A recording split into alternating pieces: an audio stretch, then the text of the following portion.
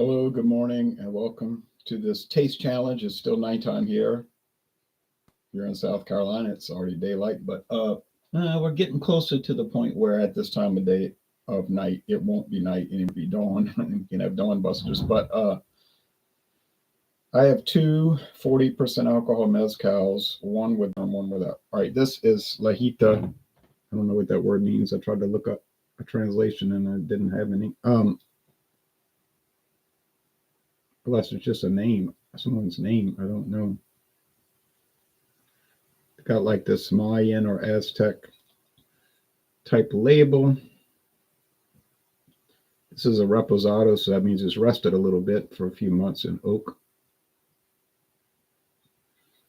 See if I can get it to focus. Sometimes this Lajita camera doesn't focus so easily. It says with agave worm. Yeah, there it goes.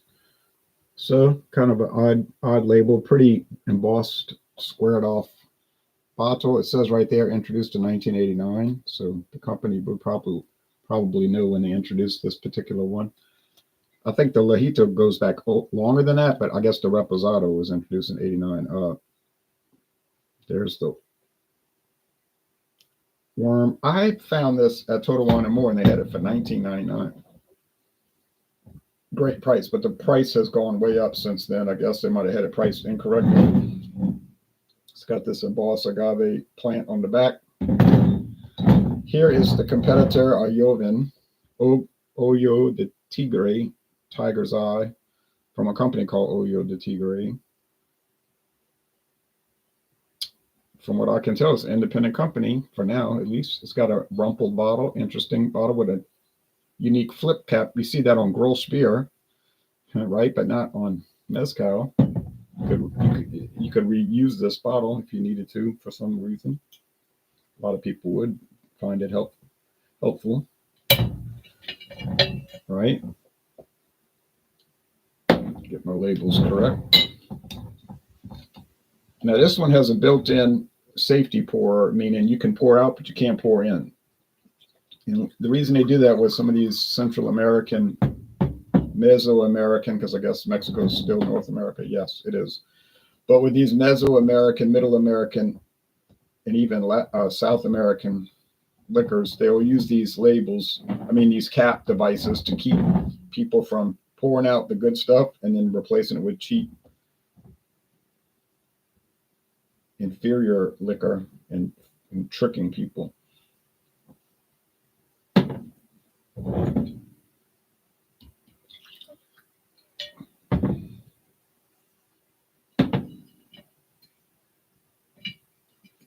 And I talked to somebody personally who worked in the restaurant industry, and he said it was common for them to do that in New York City.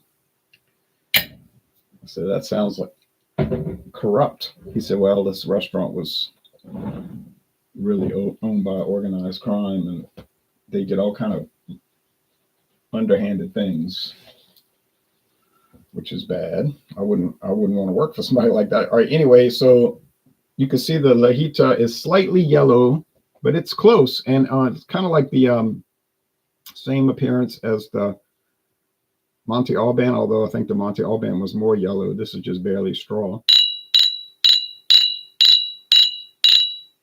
Joven means young, so unaged. It's kind of like the concept of moonshine with American whiskey, where they don't treat it to a barrel, so it's not whiskey. It's they call it moonshine because they used to do that at night, and they didn't have time to age it because they were always on the run from government officials, tax revenue people. So they would, or during the Prohibition era, any law enforcement.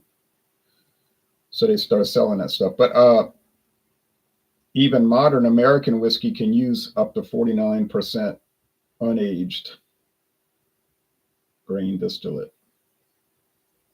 It has to be at least 51% straight whiskey, though. But it's funny that some people will pay good money for a bottle of totally unaged grain distillate. They're like such and such moonshine.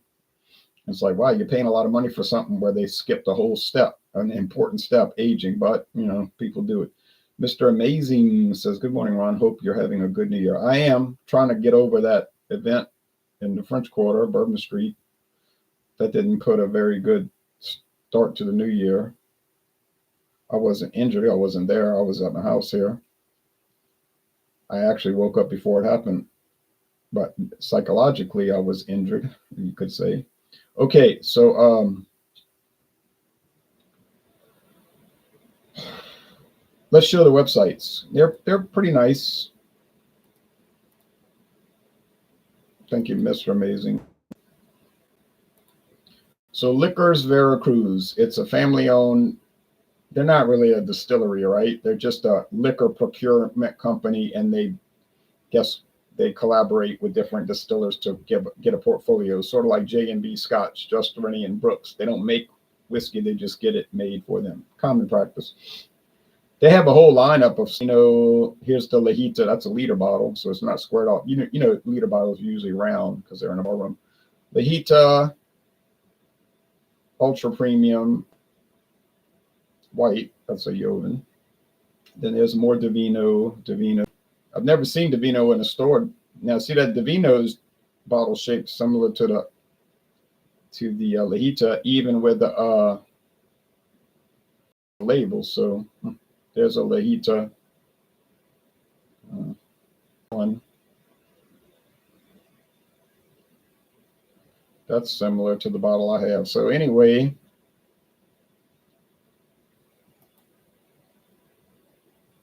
they spelled mezcal. Artisanal rested mezcal Lajita, whatever that means. 100% agave espadín worm, which is a gimmick. It's not, you don't really want that. A pure crystalline and brilliant mezcal. Won some awards many years ago. Resting in oak with a maguey worm inside each bottle, privileged food of the Aztec nobility. Carefully made with 100% selected agave espadín. So clear liquid with a golden hue, transparent and bright. Fresh and delicate balance of characteristic traditional aromas, kind of not wordically, but they're translating it from Spanish to English.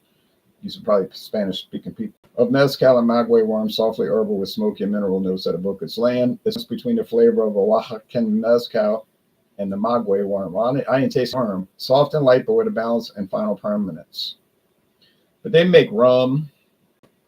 You see, if you look at their products, rum, habanero, I guess that's a pepper liquor. Mezcal is tequila liqueur, tequila liquor. That's different liqueurs made with tequila. Herbal, vodka, gourmet liqueurs, bar liqueurs, cordials, collection, schnapps, clothing.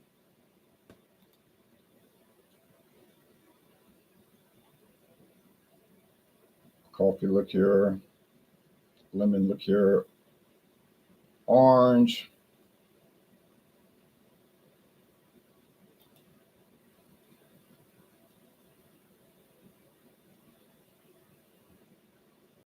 You see they have a big portfolio.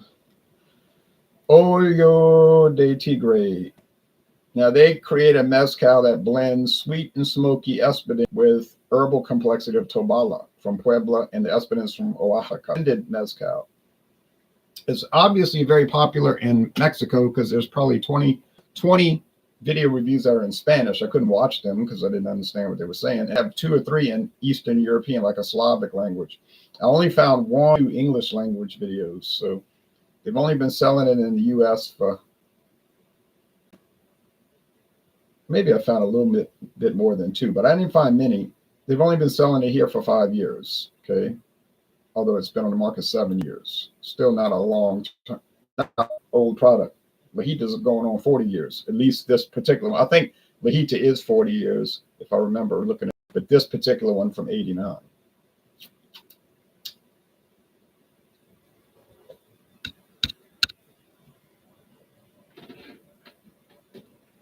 So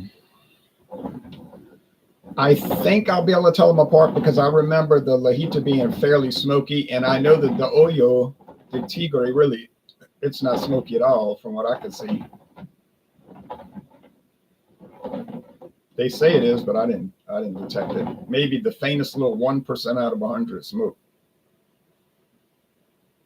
And just agave, which is like a succulent. It's hard to describe agave's aroma and flavor if you've never had it. So it's almost like a waste of time to try to think of along the line of bell pepper, but it's not really the same, but it's kind of like that.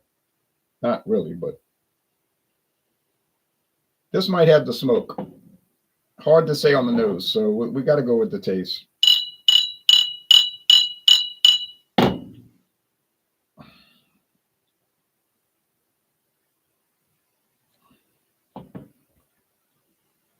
That's pretty smoky. It's not definitively smoky, though. It's not like, oh, that's a smoke bomb. No, but it has a pretty evident smoky characteristic. It's not over the top, but it's there. And if, like Claude Diamond said, he can't stand smoky scotch or mezcal, he wouldn't like this. He just, it's a yuck. Medium body, light to medium body, dry finish. They usually have that. Most liquors, you'll notice, have that. They'll have a light to medium body and a dry finish. Just kind of like their character. You say, well, beer is like that too. Yeah, it is really. Yeah, liquor be lighter in the body, but stronger in your head if you drink too much, which would be a foolish thing to do. Unfortunately, a lot of people do it. Yes, and see, this is just the plant agave, but you really don't get smoke here. Let me give one more sip. Yeah, smoke. Yeah. So I'm going to say this is the Lajita. It's clearly Lajita, and I won't even need the label. I did because I could tell by that shade of it. Personally, I say Lajita wins because I prefer the smoke. Now, you might have the opposite view. You might say, oh, no, I want the Ojo de Tigre because I don't like the smoke. So that's a personal thing. Quality for both, yeah, it's there. It's right there. No quality control issues on either one of these. No way. Now, with the one I had yesterday morning, the Monte Alban, you can make a lot of statements about quality on that one. That one is sketchy at best, believe me. Well, that's my experience. There we go. Slightest little yellow, but boy, it's full of sediment. I hope that's not coming from the worm. It's got just look like solids in it. But a lot of these liquors, if it's mezcal or it's whiskey, doesn't matter. They'll start showing solids as you get lower in the bottle. I don't know why. It's almost like the vegetable material, which in this case is agave, or the grain material in the whiskey. It's not as filtered as you think. And it somehow, I guess it's settling, right?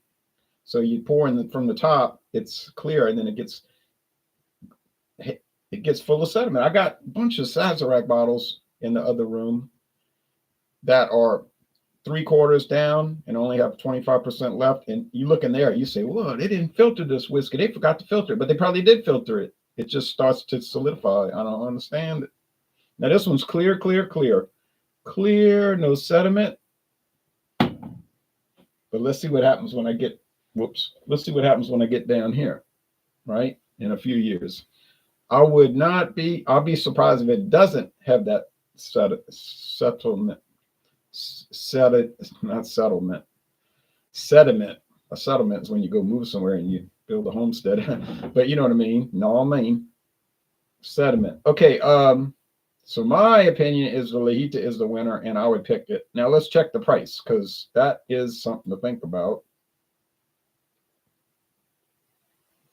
I gotta update my notes here. I gotta put the companies from Ojo de Tigre Distillery. Now, which apparently is independent. I saw a photo and a guy was reviewing it, the Reposado. So obviously it exists, or it did exist at one time, that it might have gone to just making Joven. You know what I mean? They might have made a Reposado and a Añejo at one time, and then they decided those were slow sellers. So let's just focus on Joven, which would totally be their right to do. I mean, Monte Alban makes one type of mezcal, no variants. And the one type they make is not good. So maybe they should think about doing some variants. Shoot. But people like it. Can't figure out why, but it sells. I see it a lot. Not around here in this town, but into the city, yeah. I can't get mezcal in this town at any store. No store. Now, Mathern's was selling the Casamigos mezcal, but I think that's all gone. And they were selling that 400 habits conejos, and that's gone. So it just doesn't seem to sell in this town. Now, tequila, oh yeah, no doubt. Tequila's a hot item around here, but mezcal, okay, here we go. Lajita Mezcal Reposado Agave, $29.99. Now it's going up $10 since I bought it. But like I say, they might have had it priced incorrectly. Yeah. So a $3 difference. Is it worth the $3 extra for Ojo de Tigre? Well, not to me, because I prefer the smoky one. So I wouldn't pay the extra $3, because if they were the same price, I would just get the one I preferred. So personal preference, like I've repeated numerously in this video, I'll go with the Lajita. Lajita. Quality tie. They're both most excellent. They both score an A. An A. Price point, normal, because these days, if you find a mezcal for $27.99, you really found something, because they tend to be pricey. Yeah, you might say, yeah, but I found Monte Alban for $20.99. Yep, you did, and you'll know why it's so cheap. That's just my opinion. I'm sorry, I keep attacking it, but why wouldn't I attack it? If something tastes bad, I'm going to attack it. I always attack Earthquake High Gravity Lager. You know why? Tastes bad. You can drink it. I could finish it. Wouldn't want to, but it's a D. It's drinkable in the sense that you could choke it down, but it doesn't taste good. It tastes bad. Although I'll admit, if you buy 10 cans, 1 out of every 10 will be good. It's like even they make a mistake and make a good one 10% of the time. The other 90% is the regular old Earthquake badness, which is probably why they make an Earthquake black cherry flavor, artificial flavoring, and a pineapple flavor, artificial flavoring, because that'll mask that nastiness. And I found those in Mississippi. Wouldn't recommend those either, but they're more tolerable than that regular lager. It's like if they ever had a beer that needed flavor, and it's Earthquake. Now, what about Camo? I tried those years ago at 14%. Found them in Detroit. They were bad. I mean, they were really bad. They were undrinkable. I could not drink them. I dumped them out. Now that's 10 years. Could they have improved it? Maybe. I don't even know if they still make the stuff. I hope they don't. But if I saw it again, I'd give it a revisit. Wouldn't waste too much money. I mean, those were the worst examples. You know, that stuff was just a horror, a real horror. Well, I had some other pretty bad ones. 4-0 Street Legal. It looked like mud, like dirty water, Mississippi River water. Tasted terrible. I had bought a can and a bottle. I ended up getting rid of the can and the bottle out of my collection because I couldn't stand looking at it. Every time I see the can and bottle, it would remind me of the flavor. It's like flashbacks, you know, traumatic experience. Same thing with Axe Head from Wisconsin. Every time I see that can, it made me think about what I tasted. So one day I just took those and I threw them in the trash. I know that's an overreaction, messing up my can and bottle collection, but I just couldn't take it. It's funny. I mean, I regret doing it now. I wish I would have had them so I could show people you want something. But I still have Jaguar, because I was out. I said I'm gonna save it. Jaguar, right there. I'm looking at it from Wisconsin. That thing is a nightmare. I dumped out 2 cans. I drank 2, but the other 2 I dumped them out because I was like, man, I cannot get this stuff cold enough to stomach. I said, I'm wasting 2 cans of beer, but who? I remember opening them. I had the Boxer Lager, 2 cans left, dumped them down the sink, opened up the Jaguar, dumped it down the sink. Yikes. But that's not common to run across something so bad like that. Really, it's rare. Is it common to run across undrinkable or nearly undrinkable liquor? It's pretty uncommon. People say things about Malort. I've heard many things about the Malort from Jepson's. I can't say I never tried it. They sell it at Rouse's, about $29, or maybe it's $22, but I'm not going to buy it. If 20 people tell me it's bad and one person tells me it's good, I probably figure the 20 people are right and the one person just has exotic preferences. And I have no interest to try something like that anyway. I thought their bourbon was nice. Not great. It was nice. It's a blend of straight bourbons from 3 different states. But it's all right. Now, the next mezcal video, it should be like Ojo de Tigre versus, well, I have the Luminar, I have the Jicaru, I have the 400 Conejos, 400 bunny rabbits, I have the Mezcal Union Uno, the number 1 from Mezcal Union. I've got Sombra from Diageo. They bought it from, no, did Diageo sell Sombra? I think they still own it, but it was like 3 different owners. Like they keep passing it around. It was Davos Spirits had it, and then a second company bought it, and then a third. I like it. I don't know why it keeps getting passed around, the distillery. I found it at Walmart for $15 because they were getting rid of it. They had the old bottle and the new bottles. And one day they put those closeout tags, $15. So I chose the newer bottle because I like that serrated smoked glass. Although the old bottle wasn't bad looking, but I said $15 for mezcal, I'll take it. The regular price was $30, so they had a half price. Never brought mezcal back after that because it probably didn't sell. So Walmart's probably saying, why bring it in? It ain't going to move. It's going to sit on the shelf. We sell Evan Williams all day long. Wild Turkey all day long. Four Roses all day long. Bringing mezcal sits on the shelf. You know, Jose Cuervo can't keep it in stock. Sells out, restock, sells out, restock, sells out, restock. Same thing with Hornitos and Salsa. They always selling that stuff. Salsa, however it's pronounced. That stuff flies off the shelf in a steady clip. Bacardi. See? But they try some of these other brands and they don't move. So they don't stay. You give Walmart credit. If it doesn't move, it's gone. And I don't even think managers make that decision. I think that's all done by computer in a centralized location. From what I understand, they don't even order the products. This is my understanding. I could be wrong. But that the computer programs track the sales and it reaches a threshold and it gives it a cut, discontinue code, prints out new tags, and they go put them on the shelf. In other words, the store employees, manager down to janitor, have no influence on that.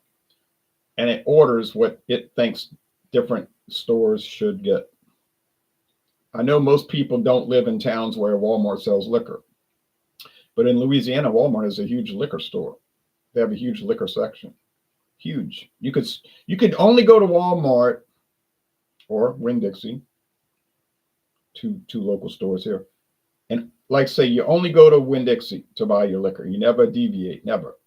You would never run out of new liquors to review. You just would not, unless you were a total alcoholic. Then you would be dead anyway. So wouldn't have a long-term life for your channel. But you could say, I'm going to do liquor reviews or beer, wouldn't matter. And I'm only going to go to Walmart or, like I said, Winn-Dixie. And then it's time for a new one. You go over there, get it. And you're not going to run out because it'll be slow. If you keep that pace, there'll be a slow turnover. Like if you go to Winn-Dixie in a year, it'll be basically the same stuff. But if you go there 5 years later, it's a hugely different lineup. Things that used to be on the shelf regularly, you don't see it anymore. Like Ron Rico. Common rum on the shelf at Winn-Dixie years ago. Don't see it now. They still got Cane Run. Must be moving. I mean, maybe they use the same system but I think their store managers have more input on what they get. Whereas Walmart's so automated, which I guess makes for efficiency. All right, so I have all those to go through. The Ryu Bial, the Ryu Mezcal also. I'm thinking I have a few. I think I got like 10 of them. This is 2 already. I got a lot. Just over the years, I've accumulated them. Not running out like a spending spree and buying a bunch of Mezcal all at once. Didn't do it like that. Just slowly acquired these products. If you don't like tequila, most likely you're not going to like Mezcal. And if you don't like Mezcal, you're most likely not going to like tequila because they're closely related, because tequila is a type of Mezcal. All right. In fact, and people get that confused. They get it turned around, but tequila is a subcategory of Mezcal. So if you're drinking tequila, you have had Mezcal. It's like if you're drinking bourbon, you've had whiskey. But if you're drinking whiskey, you have not necessarily had bourbon. You get it? All right, y'all take care now. Bye-bye, and have a good Sunday and a good week.